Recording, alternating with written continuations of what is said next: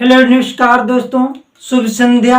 आप लोगों का साइंस में जो हाई स्कूल का एग्जाम पास में आया, पीछे के लोग तो रिवीजन कर रहे हैं, जो लास्ट में पढ़े उसका पूरा सबको दिमाग में माइंड में सेटअप है। लेकिन जो पहले जून जुलाई के मौसम में पढ़ाया गया, मार्च अप्रैल में पढ़ाया गया और या मई में पढ़ाया गया, वो जो सिलेबस होता है थोड़ा ओल्ड हो जाता है और उसको लोगों को याद करने में बड़ी कठिनाई हो रही है। इसलिए हमने सोचा कि उन विद्यार्थियों के लिए बना दे वीडियो, जो विद्यार्थी क्या है कम समय में ज़्यादा स्टडी करना चाहते हैं, जो लोग नहीं पढ़े या जो लोग भूल गए उन सबको ध्यान में रखते हुए, या जो लोग नए बैच में 2023 में का एग्जाम देने वाले हैं उन लोगों के लिए ये वीडियो मोस्ट इम्पॉर्टेंट होने वाली है। इसलिए आप लोग वीडियो पे लास्ट तक बने रहिए। ये दो दो नंबर के क्वेश्चन, इसमें जो भी नंबर क्वेश्चन पूछे जाएंगे सभी के सभी क्वेश्चन 2 नंबर के ही इससे पूछे जा सकते हैं, इससे ज़्यादा नहीं पूछे जा सकते हैं। देखिए, कह रहा है कि मिरर, दर्पण।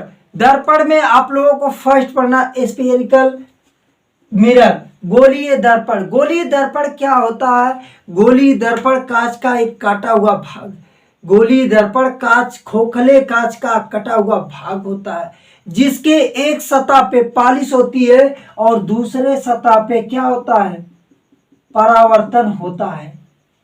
एक सतह पे पॉलिश रहती है, दूसरे सतह पे परावर्तन होता है। अब गोलीय दर्पण दो प्रकार का होता है। नंबर एक, अवतल दर्पण, जिसको कहते हैं कानकेव मिरर। और दूसरा होता उत्तल दर्पण, जिसको कहते हैं कॉन्वेक्स मिरर।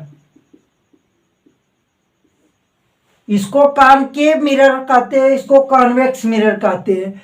गोलीय दर्पण कांच, खोखले गोले का जो है, खोखले गोले का कटा हुआ, कांच के खोखले गोले का कटा हुआ भाग होता है, जिसके एक भाग पर पॉलिश लगी होती है, दूसरे भाग पे क्या होता है? परावर्तन। इसमें इधर पॉलिश, इधर से परावर्तन, इसमें अंदर पॉलिश और बाहर की तरफ से परावर्तन होता है, उसे गोलीय दर्पण कहते हैं। गोलीय दर्पण दो प्रकार का होता है। नंबर एक, अवतल दर्पण कॉनकेव मिरर, उत्तल दर्पण कॉन्वेक्स मिरर। देखिए, कॉनकेव मिरर क्या होता है? यानी गोलीय दर्पण का वह प्रकार जिसके उभरे हुए भाग पे पॉलिश तथा दबे हुए भाग से परावर्तन। इधर से परावर्तन होगा, रिफ्लेक्शन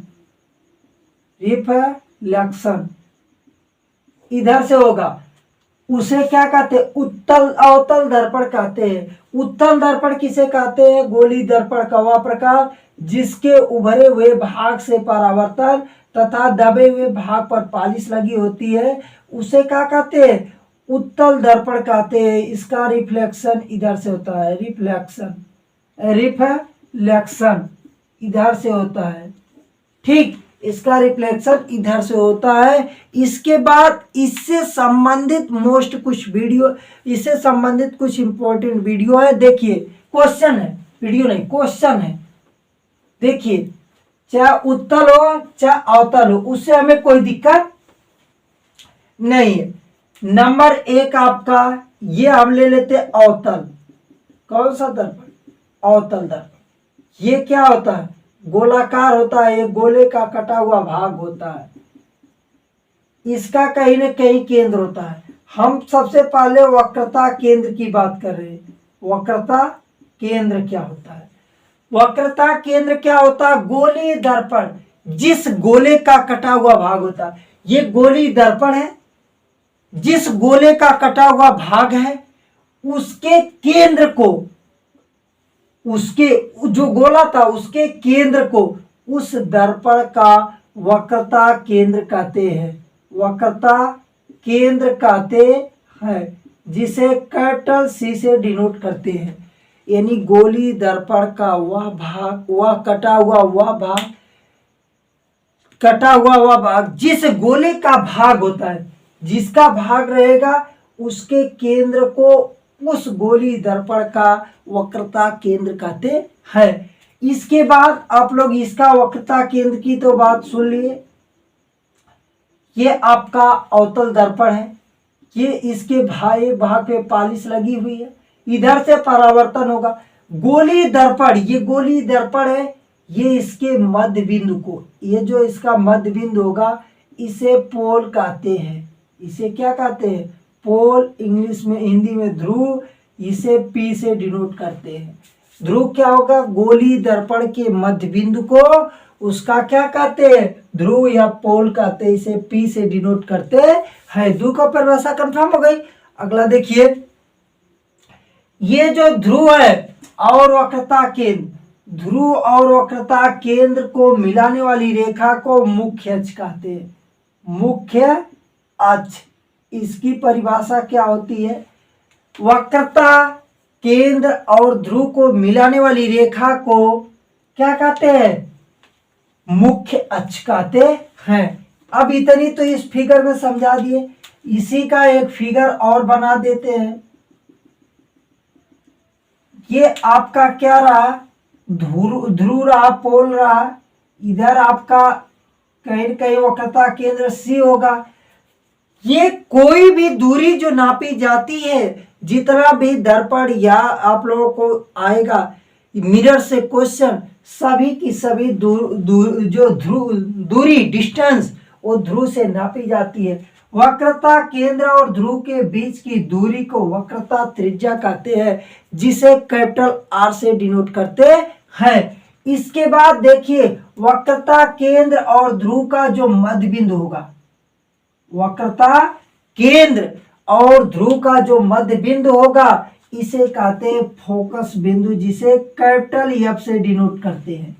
किसे डिनोट करते हैं? कैपिटल F से डिनोट करते हैं। ये जो फोकस बिंदु और ध्रुव के बीच की दूरी को फोकस दूरी कहते हैं, जिसे स्मॉल f से डिनोट करते हैं। जिसका सिंबल क्या होता है? Small f। Capital F focus बिंदु, कैपिटल F फोकस बिंदु, स्मॉल f फोकस दूरी, फोकस दूरी। बात समझ में आई? कैपिटल F है और स्मॉल f में क्या अंतर होता है? कैपिटल F फोकस बिंदु है, स्मॉल f फोकस दूरी है। इसके बाद देखिए, इसमें एक चीज और होता है, जो ये R होता है, ये मध्य बिंदु है, तो यानी ये भी F होगा और ये भी F होगा, उसको भी F लिख सकते हो, और उधर तो F है ही। ये क्या होता है? 2F। R बराबर 2F या F बराबर क्या होता है? R/2। ये आप लोगों का फार्मूला है, ये रट लीजिएगा। ये कितनी परिभाषा? नंबर 1 वक्रता केंद्र, ध्रुव की परिभाषा, और ध्रुव की परिभाषा, फोकस बिंदु की परिभाषा, फोकस दूरी की परिभाषा, वक्रता त्रिज्या की परिभाषा, इतना हमने बता दिया। एक और है, फोकस बिंदु की परिभाषा जो है, इनका मध्य बिंदु होता है, और इसकी एक परिभाषा ये भी बनती है। क्या चीज? देखिए, उसको भी बता देते हैं।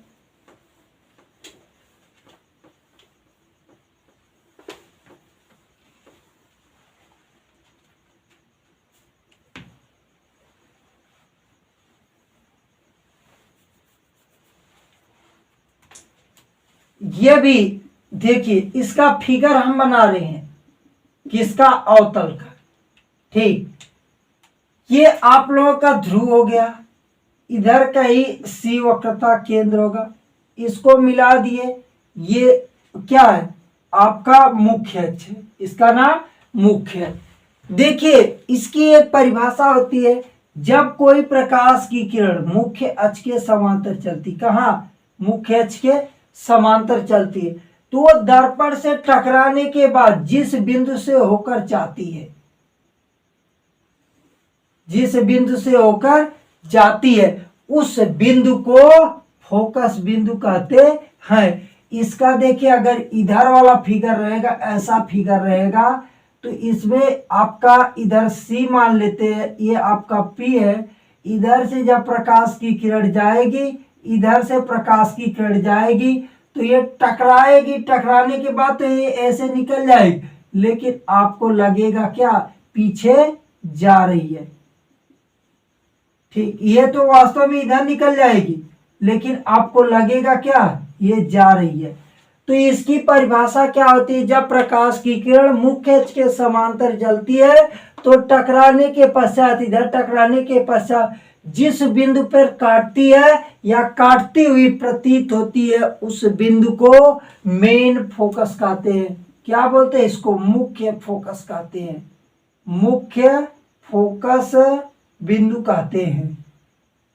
क्या कहते हैं, मुख्य फोकस बिंदु, मुख्य फोकस बिंदु। बात समझ में आई।